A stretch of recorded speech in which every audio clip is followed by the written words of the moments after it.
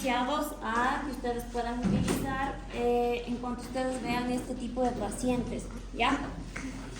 Entonces, de acuerdo a los términos que son importantes que ustedes sepan, ¿qué es la anorexia? Desnutrición. Desnutrición. No, esa es caquexia. ¿Qué es la anorexia? Falta de apetito. Falta de apetito, ¿no es cierto? Ausencia de apetito, ¿no es cierto? El paciente no quiere comer por nada del mundo. Entonces, si ustedes están haciendo la anamnesis con el tutor, obviamente el tutor les va a decir, ¿sabe qué? Mi perro no está comiendo nada. Entonces, ¿qué van a notar en la historia clínica? No está comiendo nada. No, eso no van a notar, van a notar anorexia, ¿no es cierto? ¿Qué es la arcada? Cuando quiere vomitar. El estímulo para... Es el estímulo fallido del vómito, ¿no es cierto? Como que quiere vomitar, pero no le sale nada, ¿no es cierto? Entonces, esa es una arcada. ¿Qué es el borborismo? Son los ruidos intestinales, ¿no es cierto? Que yo puedo auscultarlo, ¿sí? A nivel abdominal. El bruxismo, ¿qué es el bruxismo? ¿Ustedes no tienen bruxismo? ¿Alguno de ustedes? Como el chillido de los dientes, ¿no es cierto? Normalmente eso se puede observar de manera patológica en aquellos pacientes que tienen dolor a nivel oral, esofágico o torácico, ¿sí? Entonces muchos pacientes, por ejemplo los gatos que tienen gingivoestomatitis, llegan con el motivo de consulta que empezaron a rechinar los dientes y están teniendo bruxismo, y obviamente eso es por el dolor que está generando en la cavidad oral, ¿sí? Caquexia. Desnutrición. ¿Qué es caquexia? Ahí sí va. Ahí sí hablamos de la condición corporal del paciente, ¿no es cierto? Entonces aquel paciente que tiene baja condición corporal, ¿no es cierto? Diarrea. ¿Cómo ustedes denominan la diarrea? ¿Cómo describen la diarrea? Esas líquidas. Heces líquidas, ¿no es cierto? ¿Y la disentería qué es? ¿No han escuchado ese término? ¿No? ¿Sí? No. Bueno, la disentería en sí también es una diarrea, pero eso ya va acompañada de fiebre, de otros síntomas que me están indicando que estoy teniendo una inflamación gastrointestinal severa, ¿sí? Entonces ahí no es que solo el paciente tiene una diarrea, el paciente tiene una disentería, ¿ya? La disfagia. Dificultad para tragar, ¿no es cierto? Para la deglución. Muy bien. Y ahora la constipación. ¿Qué es la constipación? Es la interrupción. Es como disminución en el intervalo de defecación con dificultad, ¿sí? Normalmente los pacientes que están constipados tienen las heces muy resecas, ¿no es cierto? Y si ustedes hacen una palpación abdominal y el motivo de consulta fue que obviamente está con dolor, que el paciente está intentando defecar y no puede, está constipado, ¿no es cierto? Y si ustedes palpan a nivel abdominal van a sentir heces muy duras, ¿sí? Al momento de la palpación, ¿ya? La halitosis, ¿qué es la halitosis? Al aliento, ¿no es cierto? La hematemesis, vómito con sangre. Y la hematoquesia, ¿qué es la hematoquesia? Ese es como... ¿Sí? Son heces sanguinolentas. Ahí es donde va. La hematoquesia normalmente nosotros vamos a tener en aquellos pacientes que tienen problemas a nivel del intestino grueso. Entonces, el momento que defeque el animal, han visto que algunos animales defecan y al final tienen trazas de sangre fresca. Esa es hematoquesia. En cambio, Melena, ¿qué es? Es cuando la sangre está más... Es digerida, como yo veo que son heces oscuras, ¿sí? ¿Por qué? Porque la sangre es digerida, es decir, quizás el problema que yo estoy teniendo en ese paciente es a nivel del estómago, del intestino delgado, ¿ya? Entonces yo ahí puedo diferenciar entre la hematoquesia y la melena, ¿no es cierto? ¿Ya? Entonces, si yo les pongo en el examen que el paciente presenta un problema a nivel del estómago o el intestino delgado, ¿qué va a tener entre sus signos? Melena, ¿no es cierto? cierto? Pero si el paciente tiene un problema a nivel de intestino grueso, hematoquesia, ¿cierto? Muy bien. Polifagia. ¿Qué significa polifagia? Que come muchas veces. ¿Ah? Que tiene mucho apetito, ¿no es cierto? Que come demasiado. Tialismo. ¿Han escuchado el tialismo? ¿Han visto un paciente con tialismo? Cuando no saliva. Es la salivación excesiva el tialismo, ¿sí? ¿Y la cialorrea? También, sí, pero hay una diferencia entre usar estos dos sinónimos. El tialismo es cuando, por ejemplo, yo ahorita que estoy masticando chicle, ¿no es cierto? Empiezo a producir más saliva, ¿no es cierto? De lo que debería. Estoy con tialismo ahorita. Pero si por A o B tengo alguna patología, algo más, empiezo a producir demasiada saliva y empiezo a babear. Eso es cialorrea, ¿ya? ¿El tialismo es fisiológico? Sí, muchas veces, por ejemplo, el tialismo puede estar influenciado por drogas y también de manera patológica podría estar influenciado. Pero la cialorrea es como un sinónimo de babeo, ¿ya? Cuando ya tuvieron demasiado estímulo, demasiada producción de saliva y obviamente ya no tienen la capacidad de almacenarlo en la cavidad oral y empieza a caerle por los lados, entonces cialorrea. Y, por ejemplo, la cialorrea se da cuando tienen enfermedades bucales. Muy bien, sí, y ahí es donde cambia también el aspecto de la saliva, ¿no es cierto? Pacientes gatos con gingivoestomatitis, la parte de cialorrea, y es a veces motivo de consulta, que les dice que está a los lados con babita, pero esa babita tiene mal olor, ¿no es cierto? Entonces obviamente el paciente tiene un problema a nivel de la boca, y yo sé que el paciente tiene cialorrea. El tialismo ustedes van a ver, por ejemplo, hay fármacos que pueden generar náuseas, como el tramador, si les mandan rápido. ¿Alguien les han puesto tramador? ¿No? ¿Nunca les han puesto? ¿No se han enfermado? Nunca, jamás en la vida. Bueno, cuando les ponen tramador, o han visto que a un paciente les ponen tramador y les ponen vía intravenosa de manera rápida sin diluir, ese paciente empieza a tener tialismo, ¿sí? Porque empieza como a tener náuseas. Entonces, y una vez que empieza a babear inmediatamente, el paciente también tiene cialorrea, ¿sí? ¿Ya? El tenesmo, ¿qué es el tenesmo? Que no puede defecar. La contención. ¿Ah? Como que no puede ser. Defecar. Sí, es como el esfuerzo, ¿no? Que quiere defecar. ¿Cuál sería la diferencia entre constipación y tenesmo? En el tenesmo no hay, o sea, no tiene vacío. Está vacío, ¿no es cierto?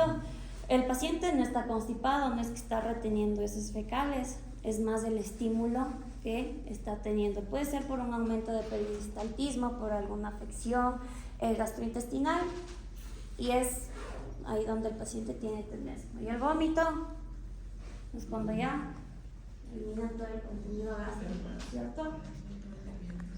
Ya, y ahora vamos a hablar sobre la historia clínica en la aproximación de estos tipos de pacientes, ¿no es cierto? Entonces, si hablamos un poco de la reseña antes de pasar la diapositiva, ¿qué creen o qué enfermedades pueden estar predisponentes de acuerdo a la especie, de acuerdo a la raza, edad, sexo? ¿Alguien que se les venga alguna idea ¿En por ahí? cuándo puede ser cólico? Ajá, sí, muy bien. Tienen predisposición. ¿Ya? ¿Cuál? Sí, la dilatación valvulogástrica, muy bien. ¿Qué más? Por la edad, ¿qué creen?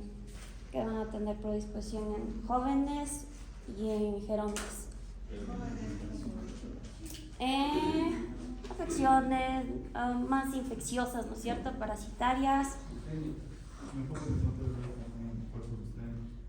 ¿En cuál?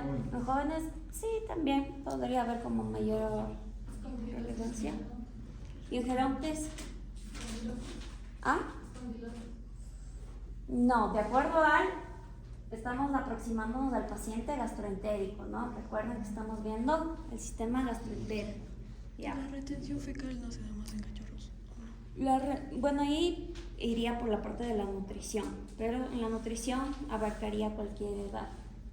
¿En vacas puede ser atonía ruminar? También, ajá, muy bien. ¿Qué más? ¿Qué más creen? Bueno, acuérdense que los caballos, importante, no vomitan, ¿no es cierto? Ya. Por razas habíamos hablado, Melina dijo de la dilatación valvulogástrica en aquellas razas de tórax y abdomen profundo, ¿no es cierto? Entonces va a estar el grandanés, todo el tipo de pastores, ¿no es cierto? En gatos hay bastante predisposición a que generen hiperplasia gingival. Los braquicéfalos como los persas, ¿sí? En sexo sí no hay incidencia, ya sea macho o hembra.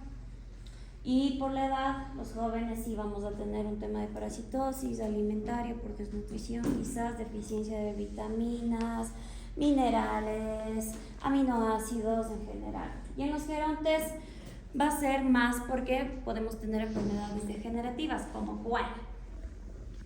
¿Qué enfermedades degenerativas puede tener un paciente geronte? Que puedan afectar el sistema gastrointestinal y tengamos como signo o síntoma quizás una diarrea, un vómito. ¿Qué enfermedad? Infección. No, una enfermedad degenerativa. Gastritis. No, degenerativa. ¿Ah? No, degenerativa.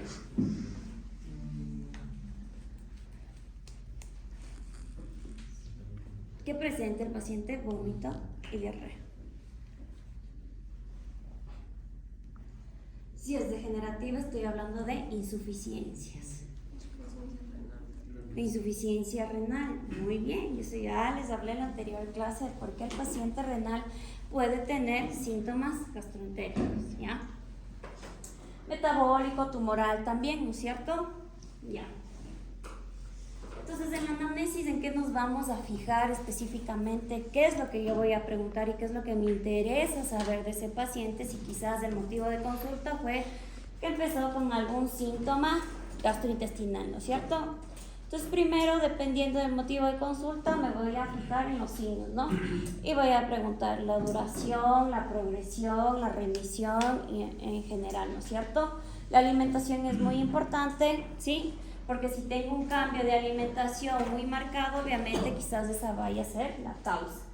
Sí, tuvo tratamientos previos, ¿no es cierto? Porque ¿qué pasa si el paciente solo empezó con un pequeño vómito o estaba con una disbiosis nada más y al tutor se le ocurrió darle un antiinflamatorio porque le vio que le estaba doliendo, un antiinflamatorio de él? ¿Qué va a pasar en el paciente? Si quizás el tutor le dio, yo qué sé, bueno, paracetamol es el más fresco. Si le dio naproxeno, ibuprofeno, Es tóxico. son tóxicos, entonces el paciente se va a intoxicar, ¿no es cierto? Pues es importante preguntar y preguntar. Vacunación y desparasitación también, porque puedo por ahí pensar que el paciente, si no está vacunado y es joven, tiene una enfermedad viral, ¿no es cierto? Si no ha tenido desparasitaciones últimamente y es un paciente que sale, que tiene acceso a áreas externas, convive con otros animales, obviamente el problema puede ser parasitario, ¿no es cierto? Y el ambiente también es importante saber cómo se maneja, ¿no? Porque también puede haber intoxicaciones vía oral, que es lo más común que yo puedo tener en este tipo de pacientes, ¿ya? Entonces, pregunta. Si el tutor me dice que tiene dificultad para defecar, ¿qué voy a escribir en la historia clínica? ¿Ah? No. Tenés, ¿cierto? Si tiene sangre en las heces, ¿qué voy a escribir yo? No, el término. Sangre en heces, hematoquesia o puede ser melena, ¿no es cierto? Ahí, ¿cómo tendrían que ustedes diferenciar? ¿Qué más le preguntarían al tutor? ¿Cómo es el color de las heces, no es cierto? Son oscuritas, exacto. El momento donde ve que hay sangre, si es al final de la defecación, durante toda la defecación o al inicio de la defecación, ¿sí? Mal aliento, Halitosis, babeos. Come de más. Coliflac. Muy bien. ¿Ya? Ya. Y ahora es importante también asociar un poco de la terminología, ¿no es cierto? Y de los signos que yo puedo encontrar en este paciente, pues es importante que ustedes sepan un poco de la mayoría de enfermedades que pueden tener este tipo de pacientes. Entonces, si me viene a la consulta un paciente que está adelgazado, ¿no es cierto?, que está flaco, que tiene una condición corporal 1.5 de 5, 2 de 5, y adicional el motivo de consulta es porque tiene diarreas esteatorreicas y malolientes. ¿Qué serían diarreas esteatorreicas? ¿Han escuchado ese término, esteatorreicas? Son aquellas veces que son como con grasita, ¿sí? Ustedes ven, están con bastante moco, medias grasosas y demás. Si yo tengo estos dos componentes, probablemente el paciente, y quizás este componente es crónico, lo más probable es que el paciente tenga un síndrome de mala absorción, ¿ya? Si viene a consulta el paciente que tiene dolor abdominal, anorexia, vómitos y melena, ¿qué es lo más probable que tenga el paciente? Alguna afectación, gastroenteritis, pero a nivel de estómago e intestino delgado, ¿no es cierto? Porque dentro de estos signos, ¿cuál es el que me ayudó a diferenciar que el problema está en intestino delgado? Melena. La melena, ¿no es cierto? Si yo pongo lo mismo, dolor abdominal, anorexia, vómitos y hematoquesia, Intestino grueso. ¿no es cierto? Muy bien. Y aquellos pacientes que vienen con polifagia normalmente van a tener problemas metabólicos, insuficiencia pancreática exocrina también, o diabetes mellitus, ¿ya? Entonces es importante asociar los signos con la predisposición de las enfermedades, ¿sí?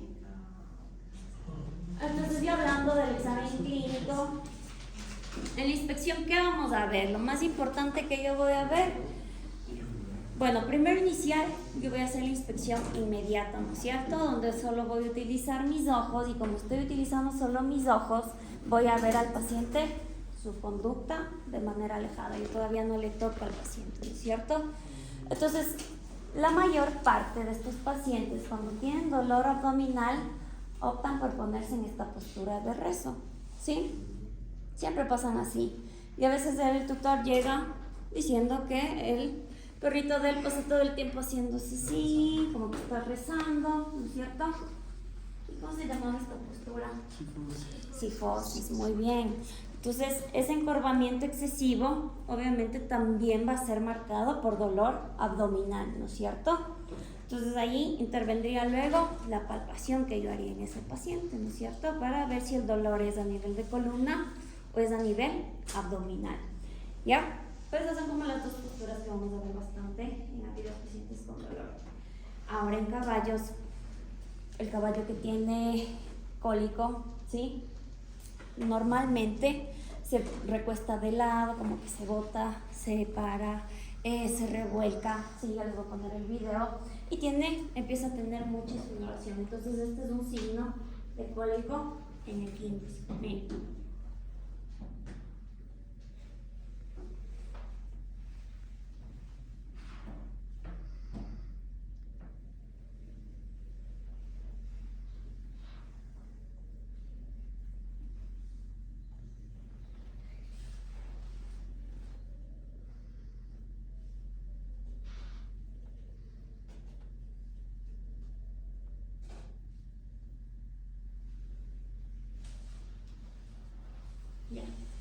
Entonces, ¿en qué nos enfocamos dentro de la inspección y palpación general? Acordándose de lo que vimos del anterior semestre. ¿Qué hacíamos en la inspección y en la palpación? Ustedes por la inspección, ¿qué hacen en el paciente? ¿Qué revisan en el paciente durante la inspección? ¿En qué aspectos es que se basa? La conducta, sí. ¿Qué más? La marcha. La marcha, muy bien. El sensorio, ¿no es cierto? Si el paciente está alerta, decaído, comatoso, estuporoso, ¿ya? ¿Qué más en la inspección? ¿Qué más hacían? Mucosas. Las mucosas ya en la mediata, muy bien, ¿ya? Y en la palpación general, ¿qué hacía? Exacto, palpo estructuras torácicas, abdominales, de manera general, ¿no? Puede ser una palpación superficial, una profunda, sí, dependiendo. Ya, entonces, bueno, esto es en general lo que se tendría que hacer, ¿no es cierto? Hablábamos del sensorio, las mucosas, el tiempo de llenado capilar, el estado de hidratación, los linfonodos, muy importante al palpar, ¿no es cierto? El pulso arterial, la temperatura, la frecuencia respiratoria, todos estos parámetros los debemos hacer de manera general, ¿no es cierto? En cualquier paciente es lo que yo debería hacer, ¿ya? Ahora, la aproximación al paciente gastroentérico, ¿sí? Para hacer una buena valoración de este tipo de pacientes, yo tengo que hacer una valoración tanto funcional como anatómica, ¿ya? Entonces, en la anatómica, ¿qué estructuras nomás intervienen en el paciente gastroentérico? ¿Qué nomás debería yo revisar en ese paciente? Todo el tracto. Todo el tracto Todo desde el la boca hasta desde la boca, muy bien. Entonces, reviso boca, faringe, esófago, ¿no es cierto? Son la parte más craneal, abdomen, ¿sí? Es lo que vamos a revisar. Y en la funcional, ¿en qué me basaría para revisar? ¿Qué valoración funcional haría en este tipo de pacientes? ¿Qué quiero saber del paciente gastroentérico? Que es más o menos de algunos términos que ya vieron al inicio. ¿Ah? De manera general. Si veo que el paciente tiene anorexia o polifagia, ¿a qué me estoy atribuyendo? Al apetito del paciente, ¿no es cierto? Ya. Entonces estoy valorando ahí el apetito. ¿Qué más valoro en ese paciente? ¿Qué más creen? Si tiene dificultad para comer. Dificultad, ¿no es cierto? Dolor, por ahí. Entonces, ¿qué tengo que ver? Tengo que ver el apetito, la sed del paciente, la aprehensión del paciente, la masticación, ¿sí? La salivación y la deglución, ¿ya? Todos esos son los aspectos que yo debo valorar en este tipo de pacientes. Y hablando así de manera general, por ejemplo, en los cambios del apetito, ¿qué términos puedo utilizar yo? Anorexia. Anorexia, polifagia, ¿no es cierto? En la sed, polidipsia, sí, muy bien. En la salivación, cialismo, ¿cierto? Pues bueno, vamos a ir viendo un poquito.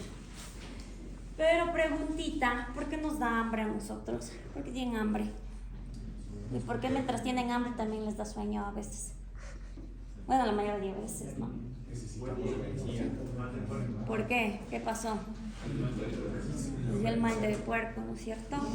Es un uso del sistema nervioso simpático. De manera general, por ejemplo, tú ya comiste, ¿no es cierto? Vinieron comiendo, espero que todos. Si no, los que no comieron es porque ¿qué les falta? Energía, ¿no es cierto? Glucosa, ¿ya? Pero también los que sí vinieron comiendo, ahorita ¿qué está haciendo su organismo? ¿Qué está haciendo el estómago? Está haciendo un vaciado gástrico, ¿no es cierto? ¿Ya? Entonces cuando se termina ese vaciado gástrico y también empiezo a tener disminución de los niveles de glicemia, me empieza a dar hambre ya tipo 10:30, ¿no es cierto? Ya todos quieren ir a comer porque si no les va a dar gastritis y se mueren. Sí, entonces eso está influenciado, el vaciado gástrico y los niveles de glucemia, ¿ya? ¿Sí? Y bueno, vamos a empezar hablando un poco de la exploración funcional de estos pacientes. Hablando principalmente del apetito y las variaciones, ¿no es cierto? Entonces hablábamos polifagia, oligofagia es cuando no es que tengo una anorexia completa, ¿no? Quizás solo tengo una pequeña disminución en el apetito, ¿ya?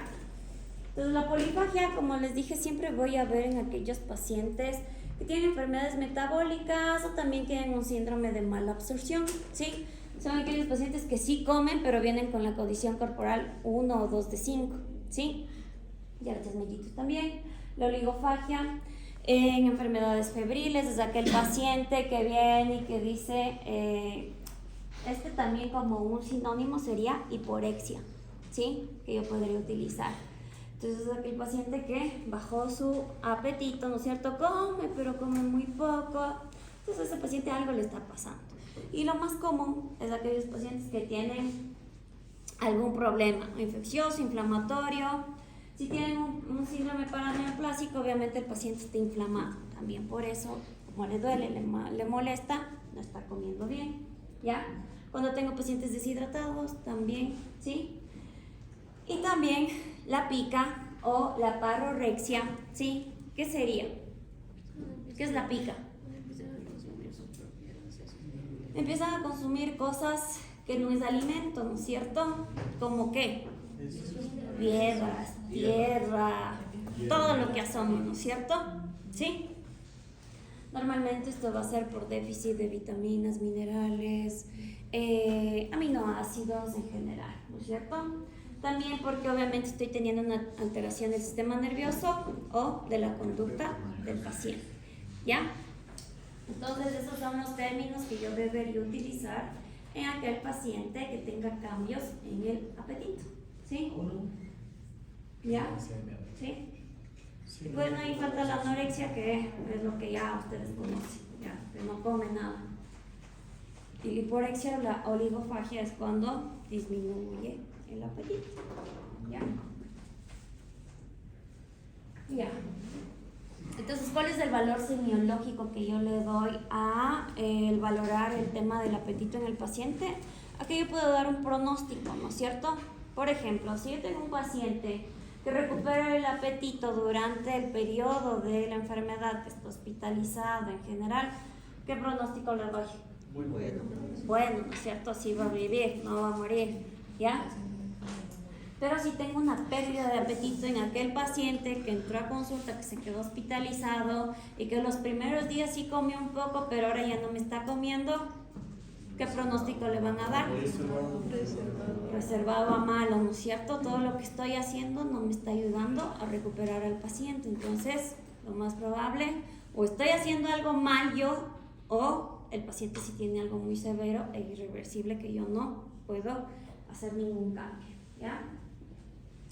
En cuanto a la sed, sabemos que la sed es la necesidad de tomar y normalmente los pacientes van a tener esa necesidad de tomar después de que consumen el alimento, ¿no es cierto? Entonces, los cambios que yo voy a tener van a ser los pacientes que tienen polidipsia, oligodipsia y adipsia. Entonces, los que tienen polidipsia, enfermedades metabólicas en general, ¿no es cierto? Ya todos saben. También aquellos pacientes que tienen empezaron con fiebre, golpe de calor, ¿no es cierto? Pueden tener polidipsia. La oligodipsia, ¿qué sería? La disminución, ¿no es cierto?, del consumo de agua. Entonces, esto va a ser en aquellos pacientes que tienen enfermedades gastroentéricas inflamatorias, ¿sí? El paciente que tiene dolor, no quiere comer, no quiere tomar agua, no quiere hacer nada, ¿no es cierto? Porque tiene dolor, tiene malestar, no quiere nada. Es como ustedes, si algún rato se enferman, van a sentir lo mismo, ¿no es cierto? ¿Y la adipsia qué sería? Que no toma. Ausencia, ¿no es cierto? Ausencia completa, ¿ya?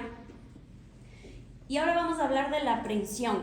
La aprensión es la forma de tomar el alimento y llevarlo a la boca, ¿no es cierto? Diferencias. ¿Cómo hace la aprensión un carnívoro? Con los dientes. ¿De qué nomás? ¿Cuáles son las estructuras que van a intervenir más durante la aprehensión? La mandíbula, sí. ¿Qué más? ¿Qué más? Los dientes. Muy bien. Pero también intervienen los miembros anteriores, ¿sí?, para sostener su presa. En cambio, en el caballo, ¿qué creen? ¿Es igual, similar? El caballo está así comiéndose la zanahoria, el pasto. ¿Cómo? Exacto, el labio superior es el que tiene mayor fuerza, ¿no es cierto? ¿Sí? Entonces hay una de las estructuras principales que intervienen durante la aprehensión es en los caballos, es el labio superior, ¿sí? Entonces miren, para que observen cómo es que va haciendo. Y ustedes cuando les muestran algo a los caballitos, lo primero que mueven es el labio superior, ¿no es cierto? ¿Sí? ¿Ya?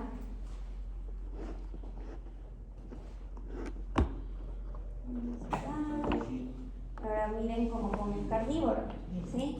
Siempre utilizan sus patitas para poder mejorar la parte de la fricción con el alimento, ¿ya?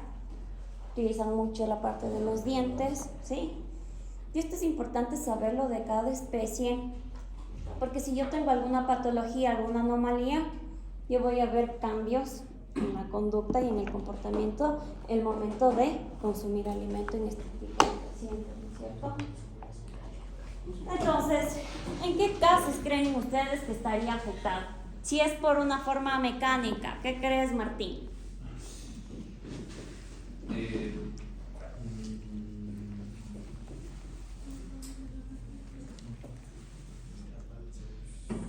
¿De qué estábamos hablando? De la aprehensión, ¿cierto? Ya. Entonces, si tengo un problema en la aprehensión, el momento que el paciente está mordiendo, de forma mecánica, ¿qué causa podría ser? ¿Qué piensan? No, de forma mecánica. Cuando come mucho le duele la mandíbula. ¿Por qué? ¿Pero por qué? De origen mecánico. Mecánico. Ahorita estamos en la mecánica, porque ser mecánico, doloroso, paralíticas, infecciosas y las nerviosas van aquí. Mecánicas. ¿Por qué creen? Una fractura, muy bien. Muy bien. Exactamente, ¿no es cierto? Ahí es donde yo voy a ver quizás que el origen sea mecánico, ¿no es cierto? Porque no puede hacer esto, ¿sí? Si tengo una fractura en alguna rama de la mandíbula, por dolor, ya no va a hacer esto, ¿no es cierto? ¿Sí? También, sí, muchas veces van a tener bruxismo también dentro de los síntomas. Dolorosas, ¿por qué causa serían? ¿Ah? Una lesión interna puede ser a nivel de la mucosa. ¿De qué más? A nivel de la lengua también, ¿no es cierto? De las piezas dentales también, muy bien. Paralíticas. Sí, normalmente. ¿Qué nervio creen que inerva acá? No, hay otro. No, hay otro. Macetero. Que viene así, va por acá, y va por acá. No. Macetero. Exacto, muy bien. ¿Sí? Exacto, ¿sí? Y también el trigémino. El trigémino es muy importante y es uno de los nervios que inerva toda esta parte de acá, ¿sí? Cuando yo tengo también una contractura en los maceteros, también voy a tener problemas a nivel de la aprehensión, ¿sí? Pero dentro de los nervios que van a inervar esta zona y que van a intervenir en la aprehensión o alguna anomalía es el trigémino, porque tiene una rama mandibular, ¿sí? ¿Ya? En infecciosas, ¿qué causas podría ser? Infecciosas, cualquier enfermedad que se les venga a la mente en cualquier animal que afecte esta parte. La gingivitis, la gingivostomatitis, ¿no es cierto? ¿Sí? Todo eso va a estar ahí incluido, ¿ya? Entonces, yo solo viendo que el paciente tiene problemas de aprehensión, ya sé que algo está pasando, tanto a nivel de las estructuras externas como internas en esa zona, ¿ya? Y ahora hablando un poco de la masticación, ¿no es cierto? Es importante saber que la alteración de la masticación va a comprometer, uno, la nutrición, ¿no es cierto? Porque si mi paciente no puede morder, ¿sí? No puede masticar, le duele masticar, ¿qué va a pasar? Uno no va a comer. Y si come, ¿cómo va a ser? Poquito. Entonces, exactamente, ¿no es cierto? Entonces no van a poder desdoblarse fácilmente, ¿ya? Entonces, en estos pacientes, obviamente voy a empezar a ver pérdida de peso de manera progresiva, ¿Ya? Es importante también saber la diferencia entre carnívoros y herbívoros. ¿Quién creen que mastica más? Los herbívoros, ¿no es cierto? Los herbívoros necesitan estar masticando más tiempo, ¿sí? El carnívoro mastica lo que tenga que masticar y se pasa, ¿no es cierto? En cambio, los herbívoros, ¿qué hacen? Hacen la rumia, ¿no es cierto? Entonces mastican más tiempo, ¿ya? Y ahora hablando de la salivación, ¿qué glándulas intervienen? Las glándulas salivales, ¿no es cierto? ¿Y cuáles son las glándulas salivales que tienen la mayoría de especies? Mandibular y cigomática, ¿no es cierto? Ya. Muy bien. Entonces, ¿cuál es la función de la saliva? ¿En qué me ayuda la saliva de manera fisiológica? Uno, forma el bolo alimenticio, ¿no es cierto? Al mismo tiempo me ayuda el momento de masticar, deglute también y estimula los receptores gustativos también. Entonces, esa es la función principal de la saliva. Y era lo que hablábamos antes, ¿no? Que las alteraciones pueden ser el tialismo, la diarrea, y normalmente estos se van a dar en procesos inflamatorios, ¿no es cierto? ¿Ya? Entonces, causas. Pónganle nombre a las causas que podemos tener en aquellos pacientes que tienen tialismo y diarrea. ¿En qué casos ustedes van a ver? Ya les puse la foto. Ya, facilito. Ahora denle nombre. Gingivoestomatitis, ¿no es cierto? En los felinos. Ya miren, hay mucha inflamación.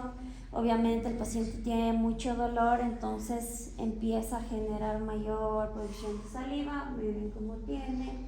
¿Sí? Está con tialismo. En cambio, ¿qué sería? Cialorrea, ¿no es cierto? ¿Y cómo es cómo ven que es la saliva de